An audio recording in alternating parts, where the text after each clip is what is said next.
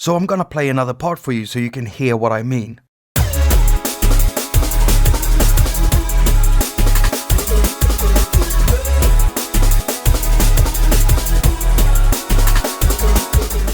Hello and welcome to haQ attaQ. My name is Jakob, I'm your host, and you're watching a haQ attaQ episode. This is Gadget, and we're going to continue with the drum and bass production tips and tricks video series that I started some time ago. Now, if you haven't seen part 1, then I suggest you go click this card and it will take you to that video, and then you can come back to watching this one. So we're gonna have a look at the bass in this track, and we're gonna start with a part of the track that you haven't heard yet.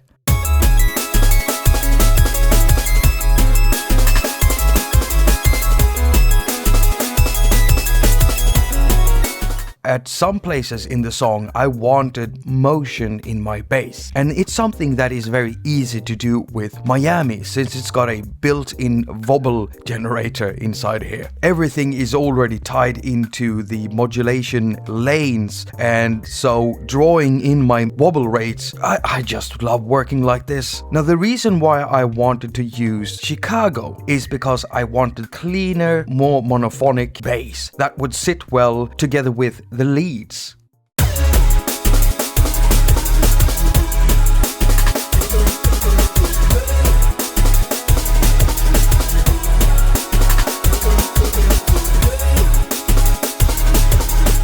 In parts of my song where I'm using leads, I usually want my bass and my lead to follow the same type of melody, giving more weight to the leads. Total and utter lead dominance.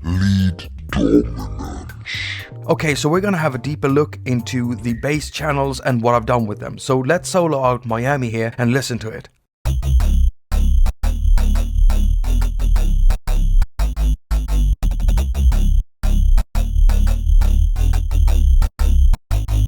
Now, in the insert effects slots, I'm using 2 plugins. The sidechain is here to duck the bass every time the bass drum hits. And so the sidechain is being controlled by another London gadget that is muted and only playing a bass drum at the same places where the main drum loop is playing the bass drums. People are asking me, why don't you just use this main drum track and filter off the higher frequencies for the sidechain to listen to? Yes, I could have done it that way, but even if you filter off the high frequencies, you get a muddy stream in for the sidechain to listen to. And I wanted my sidechain to only compress when the bass drum hits, with a very fast attack and a very fast release rate. So let's go back and have a look at the equalizer. And this one is very important to me. So let's A/B this.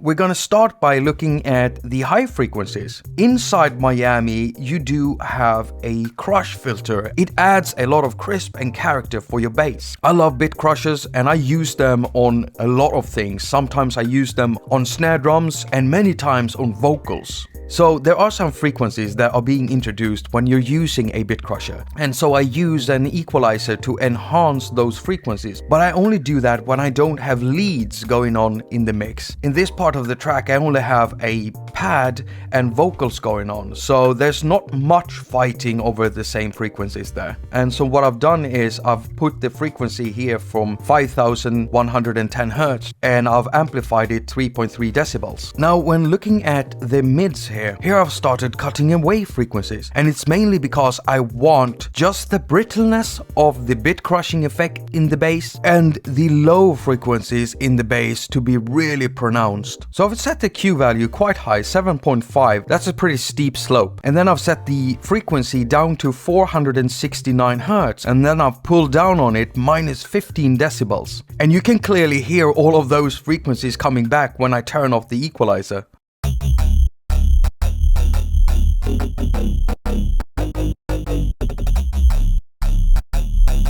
Now going down to the low part of the equalizer here, I set the frequency to 288 Hz, and so I gained that area 4.2 decibels. And that's mainly what makes the Miami bass sound like it does. Now let's have a listen to the Chicago Gadget and let's go through the channel strip.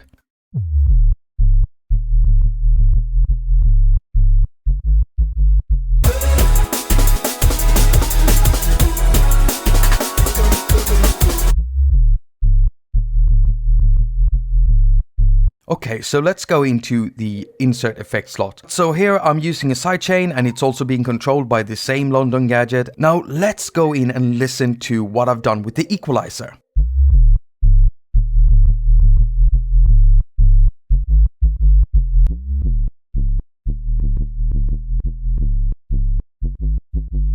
Now, I specifically used the Chicago Gadget because I wanted a monophonic, very sub-bassy sound. And since I wanted it to be really sub-bassy, I also cut away a lot of the higher frequencies. So if we look at the high part here, then I've set the high frequency to 2000 Hertz and then I've just pulled it down. Just high shelving it down minus 15 decibels. And if we look at the mid, pretty tight slope at 9.5 at the Q value, and I've set the frequency around 300 Hertz and then I've just pulled down. So all of the lower mid registers just pulled away.